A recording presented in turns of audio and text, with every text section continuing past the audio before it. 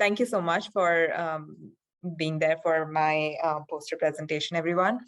The project I'm presenting in front of you is part of my internship, which happened over the summer. I interned with Lookout Inc., which is a mobile threat defense solution provider. Essentially, when you think of, say, your Google or whatever big company you want to think of, and you have thousands of employees, everyone has a mobile device or a tablet or something in which you probably access your company data. So Lookout provides an application by which you can protect the company data and the personal data.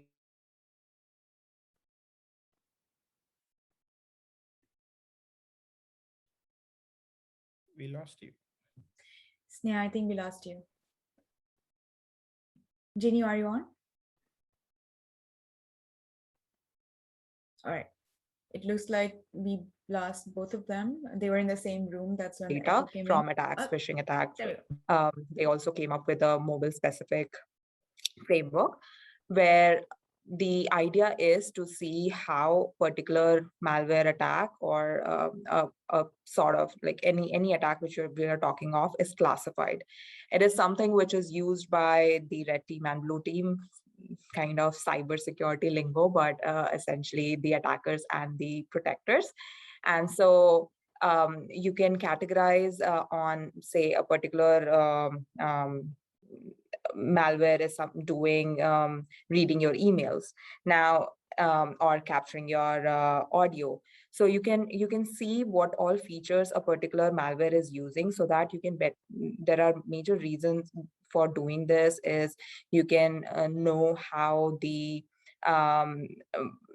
what all platform is the malware using, so that you can educate the user and they can take appropriate action.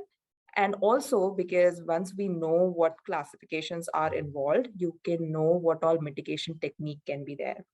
Now, these two things which I just spoke of, knowing what mitigation technique can be used and how you educate the user so that the end user will be more motivated to actually take the end action. Like I said, oh, that's happening on your phone.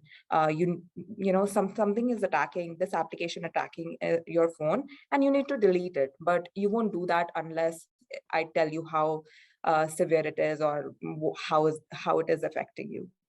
So this is something I identified over my, the user research I did with them.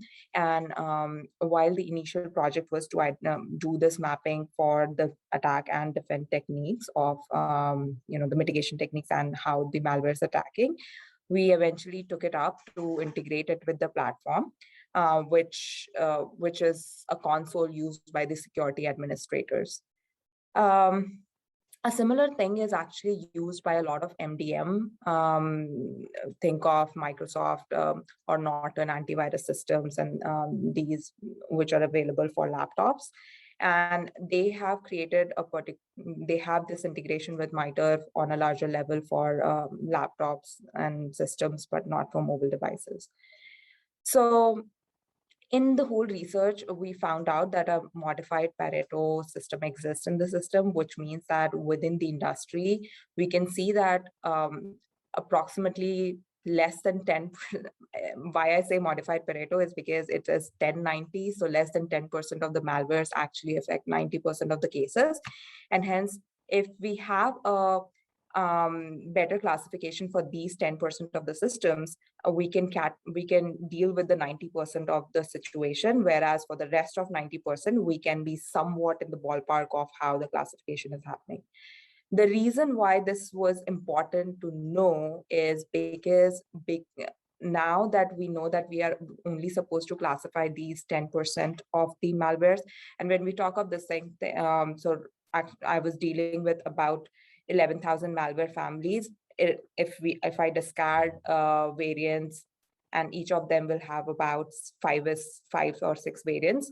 So when we're dealing with only 10% of it, we can have a mapping which is being done by an API and So what I did for them was create a national language processing code, which takes up the malware's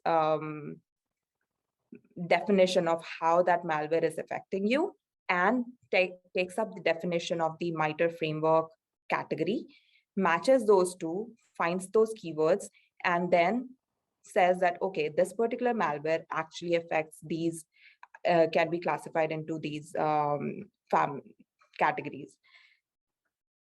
I did this, run this for a testing in the proof of technology, and we found out that it is about 80% accurate. Not 100%, but 80% is pretty decent if you want to do it automatically rather than manual mapping. And so once this is done, it is on a higher side, so it matches more than what is required, which means that for those 10% cases, which is the larger population, if a research person goes through it and checks for which one is not okay with it and just marks it out, we can be 100% accurate by a manual look into that piece. And thus, over a period of time, we can have a 100% mapping for all these. Now, essentially, this for confidentiality reasons, I could not show the screens which we were using and the word cloud which we eventually ended up creating, because that's something the company is going to take into production and have in their console and everything, and they didn't want to release it beforehand. But this allows the user to actually find out what kind of, so the two graphs which you see on the right side, it says that for an end user, the administrator, you can see which all techniques a particular group of actor is using, and thus define how essentially you will be using various mitigation techniques to block those actors, those malwares. And so if I have 10 mitigation techniques which affects overall list of malwares which is affecting my particular system, I will be able to strengthen my guard. In terms of my learnings out of the project, I think it was very important for the both primary and secondary research. The initial project idea was very different from what I ended up achieving, and that was essentially because I spoke to various stakeholders. We found out how the mapping, one-to-one mapping and 100% accuracy is not something which they need. We found out the details they want to see in their screens once it is mapped. So it is not just the category which needs to be provided. What all details they need to find out. That was very important for them to know.